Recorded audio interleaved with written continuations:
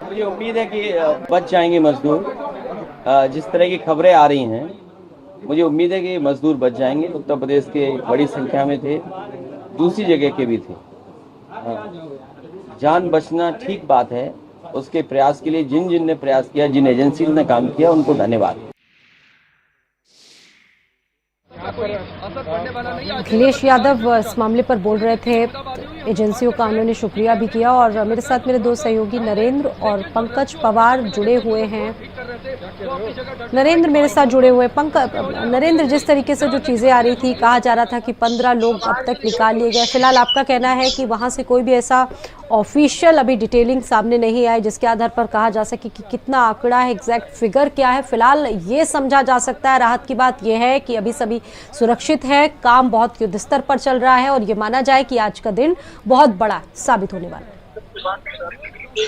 स्वाति, याद कीजिए करीब 2 बजे के आसपास जब ये प्रेस ब्रीफ हुआ था, तब मैंने कहा था कि जैसा कि प्रेस ब्रीफ में बताया गया उसी के हिसाब से कम 5 या 7 बजे के आसपास का जो वक्त रहेगा उसी समय मजदूर बाहर आएंगे। लेकिन जिस तरीके से अंदर एम्बुलेंस गई, लोगों ने कयास लगाने शुरू किए कि जो मजदूर हैं उनको तुरंत निकाल लिया गया है। ऐसा नहीं है। अभी वहां पर जो सुरंग को अंदर तक पाइप पुशिंग का काम था वो कंप्लीट हुआ। और ये जो सारी तैयारियां जो बाहर दिख रही है, ये अमूमन हर एक रेस्क्यू में होती है कि पहले से ही वहां पर जो चीजें हैं वो व्यवस्थित तरीके से की जाती हैं। ऐसा नहीं कि आनन फानन में वो सारी चीजें जो है वो व्यवस्था में रखी जाए।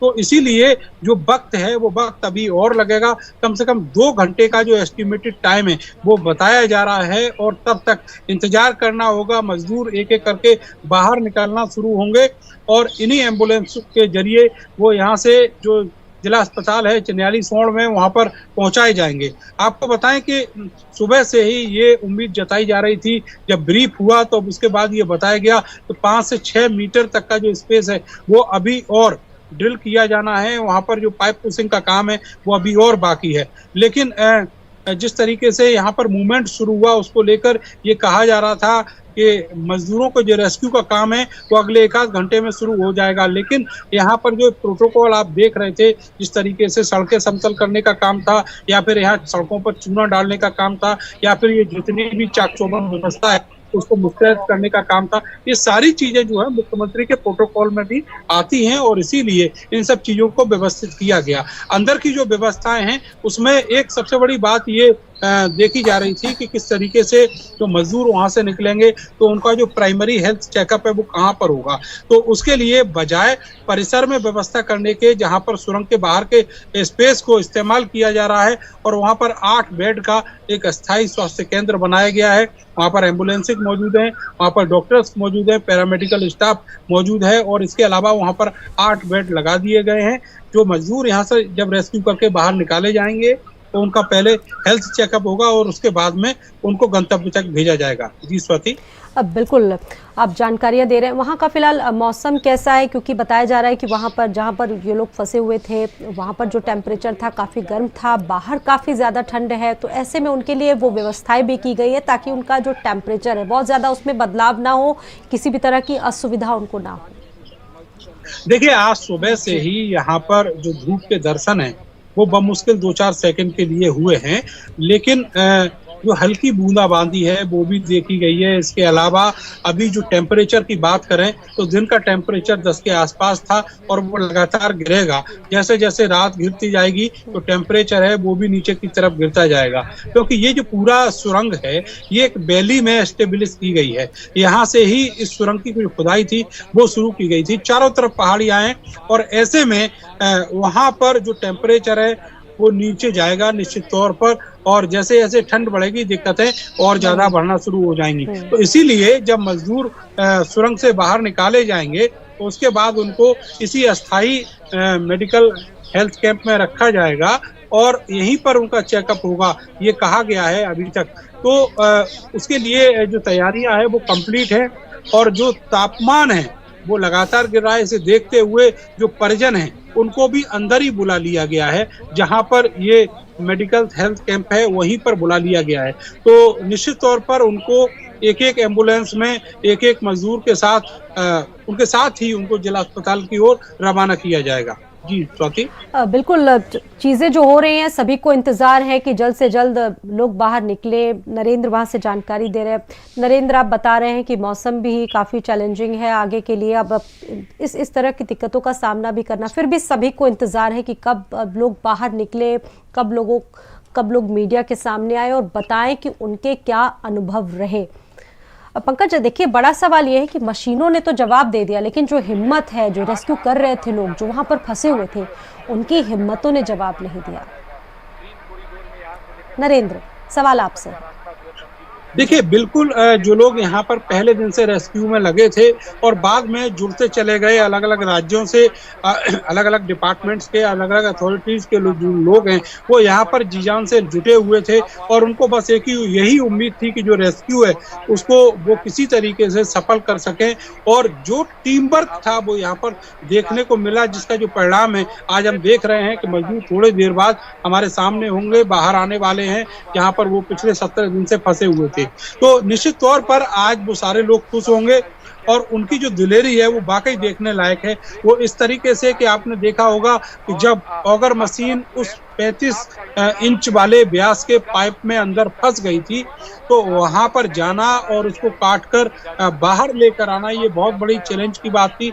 इसके अलावा एक समय ऐसा भी आया जहां पर ऑगर मशीन ने काम करना बंद कर दिया, वहां पर इस्पात की जो रॉक्स हैं वो, माफ कीजिएगा, जो सरियां थी, इसके अलावा जो पोल्स थे वो वहां पर मौजूद थे, उन सबको काटने के लिए मैनुअली वहां पर एक गैस कटर भेजा गया और जिन 2 लोगों ने वहां पर वो काम किया वो भी काफी चैलेंजिंग था। उनकी बहादुरी को सैल्यूट करना चाहिए। और उसी तरीके से यहाँ पर एक एक व्यक्ति जो है वो लगा हुआ है यहाँ के तापमान की, यहाँ की सर्दी की चिंता किए बगैर, बस उसका एक ही मोटिव है, किसी तरीके से जो 41 जाने हैं वो बचाई जा सके। और उसी का ये परिणाम अब देखने को मिल रहा है कि किस तरीके से जो रेस्क्यू है वो सफल होता दिख रहा है। केवल विज्ञान और टेक्निक ही नहीं, भगवान ने भी यहाँ पर बहुत सारा आशीर्वाद दिया है, काम किया है। बाबा बौखनाग जो है इस इलाके के देवता हैं और उनको लेकर भी बहुत सारी चीजें यहाँ पर फैली हुई थी। लोगों के जहन में तमाम तरह के जो कयास थे वो मौजूद थे, उन सब पर भी विराम लगाया गया और बाबा बौखनाग का जो मंदिर है टनल के गेट पर ही एक अस्थायी मंदिर रखा गया है। साथ ही ये संकल्प भी यहाँ पर अथॉरिटीज ने लिया है कि जब ये टनल कंप्लीट हो जाएगी तो बाबा बौखनाग का जो एक मंदिर है वो यहाँ पर भव्य मंदिर बनाया जाएगा। उनकी कृपा, उनका आशीर्वाद साथ है, तभी इस रेस्क्यू को कंप्लीट किया है। यानी कि ये नरेंद्र से समझा जाए कि हम कामयाबी के करीब और अंत तक हमें चप्पे चप्पे पर कहा जा सकता है बहुत सुरक्षा बरतनी होगी और अभी इसको लेकर बिल्कुल बहुत ज्यादा सतर्कता रखनी होगी, क्योंकि अभी जो चीजें चल रही हैं केवल रेस्क्यू ही नहीं, रेस्क्यू के बाद में जो मजदूर हैं जो 17 दिन तक इस गुफा में बंद रहे हैं, इस सुरंग में बंद रहे हैं, तो उनकी मानसिक दशा क्या है इस पर भी ध्यान रखना होगा।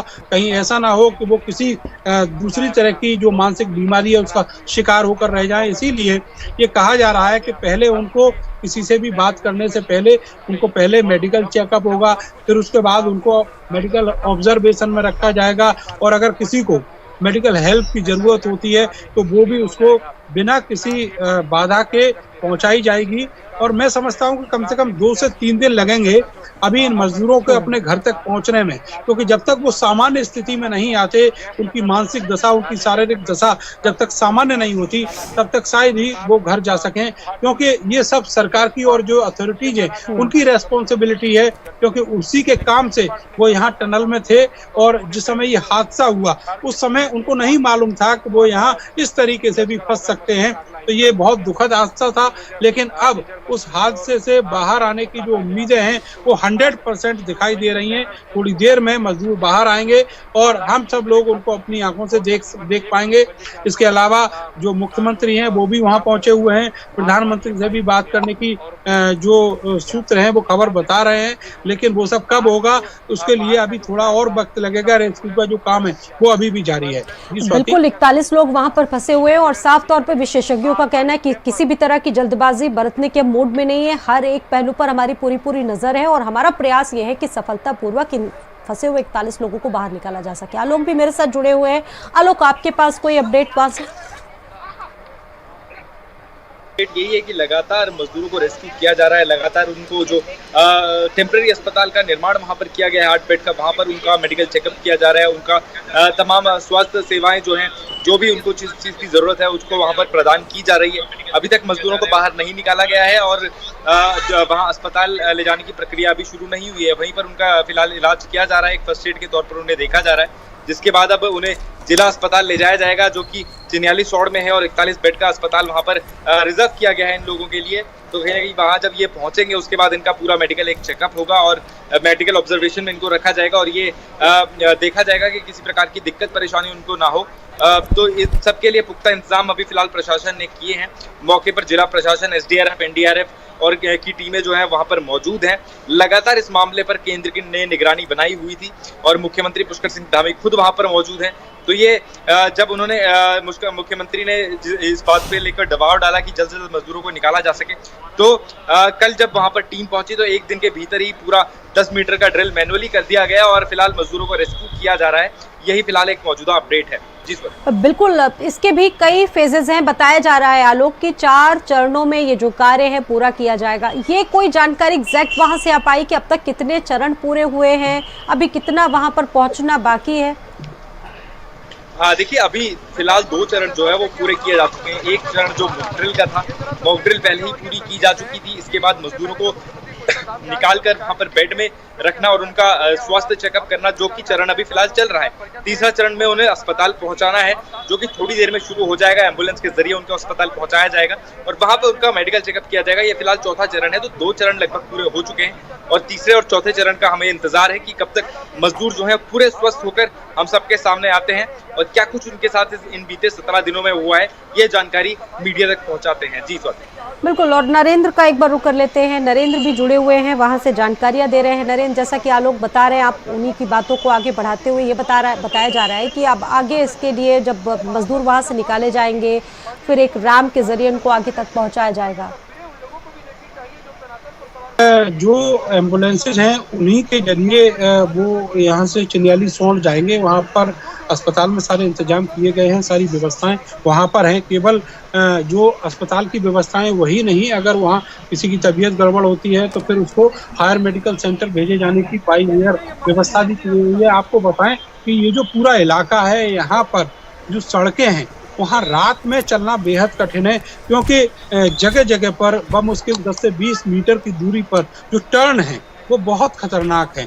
तो ऐसे में उनको एयर एम्बुलेंसेज के जरिए गंतव्य तक भेजा जाएगा, इसकी भी व्यवस्था की गई है। और यहाँ से जो टनल का बाहरी हिस्सा है, यहाँ से लेकर और 44 वार्ड तक जहाँ अस्पताल है, वहाँ तक पूरा एक ग्रीन कॉरिडोर बनाया जाएगा, जिसके जरिए इन एम्बुलेंसेज को बिना किसी व्यवधान और अवरोध के वहाँ तक पहुँचाया जाएगा। तो ये सारी व्यवस्थाएं जो है प्रशासन ने कई दिन पहले से ही करना शुरू कर दी थी और अब उनको मूर्त रूप दिया जा चुका है। और अब ये देखा जा रहा है कि जब ये रेस्क्यू का पूरा काम होगा तो वो रेस्क्यू का ही एक पार्ट है, तो उनको जो मेडिकल सेंटर है वहाँ तक पहुँचाया जाए। तो मजदूरों की स्वास्थ्य का परीक्षण, उनकी मानसिक दशा का परीक्षण, ये सब किया जाएगा। साथ ही एक और बात मैं आपको यहाँ पर बताना चाहूँगा कि जो परिजन हैं वो आज बेहद खुश हैं, इसलिए 17 दिन से वो यहाँ पर इंतजार कर रहे थे। जब उनको ये इस हादसे की खबर लगी तो उनको ये अंदाज़ा नहीं था कि ये जो हादसा है वो इस तरीके का है कि यहाँ से उनको, उन मजदूरों को निकालना पहाड़ काटने जैसा, पहाड़ भेदने जैसा दुष्कर कार्य होगा। यहाँ पर जब वो यहाँ पहुँचे थे 102 दिन के बाद, तब उन्होंने खुद देखा कि ये कितना इम्पॉसिबल जैसा काम है। लेकिन मजदूरों की जो दिलेरी है, उनका जो हौसला है, उसको भी सैल्यूट करना होगा। उन्होंने इतने दिन इतनी दुश्वारियों में काटे, ऐसी दुश्वारियों में जहाँ पर 9 दिन तक उनको कोई लिक्विड या हार्ड फूड नहीं मिल पाया था।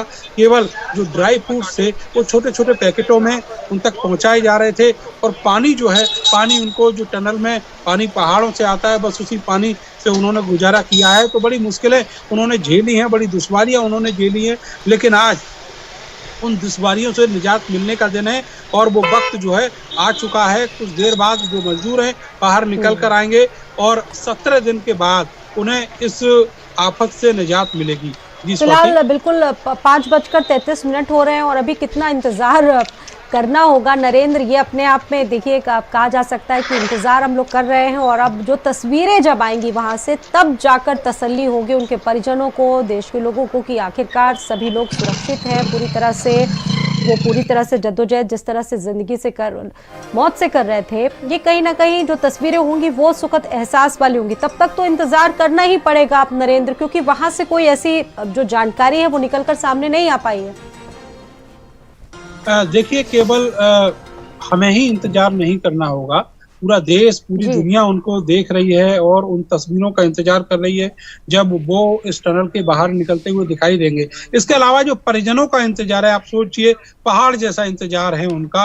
इतने दिनों से वो इंतजार कर रहे थे, अब वो अंदर टनल में तो पहुंच गए हैं, लेकिन शायद ही वो अभी उन मजदूरों के पास हों, क्योंकि ये बताया जा रहा है कि अभी तक जो रेस्क्यू का काम है वो कंप्लीट नहीं हुआ है।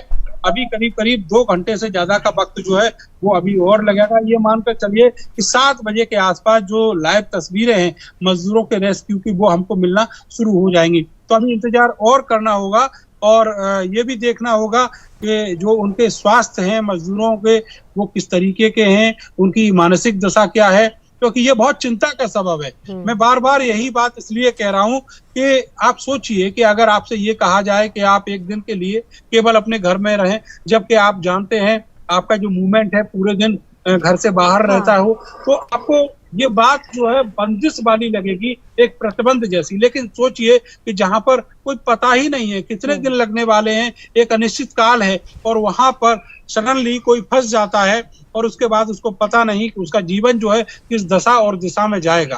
तो ये जो स्थितियां पैदा होती हैं उससे मन के ऊपर जो चोट लगती है, जो प्रभाव होता है, कुछ ऐसे जो मीडिया प्लेटफॉर्म्स हैं वो ये भी जानकारियां दे रहे हैं कि जो चिनूक है उसके जरिए लोगों को एयरलिफ्ट करके नहीं लाया जाएगा, क्योंकि 4:30 बजे का वक्त है और उसके बाद उड़ान भरने का जो पर्याप्त कहा जा सकता है जो समय है वो नहीं है। क्या ऐसी भी कोई अपडेट है आपके पास अभी, और सुबह हो सकती है? देखिए, हेलीकॉप्टर चिंटू जो है उसको डिप्लॉयड किया गया है चिन्याली सोड़ में, जहां पर जिला अस्पताल है। वो परिस्थिति उस समय के लिए है जब यहाँ से कोई मजदूर जिसको बहुत ज्यादा गंभीर स्थिति होती है और उसको जरूरत होती है हायर मेडिकल सेंटर की, चाहे वो एम्स ऋषिकेश हो या फिर दिल्ली में एम्स में भेजा जाना हो। तो ये परिस्थिति, ये जो व्यवस्था है ये उस परिस्थिति के लिए है। फिलहाल की जो स्थिति है, अभी तक किसी भी मजदूर के इतना ज्यादा बीमार होने की खबर नहीं है, तो आप ये मानकर चलिए कि अभी चीजें जो है सामान्य हैं। और अगर आपको नरेंद्र मैं रोकना चाहूँ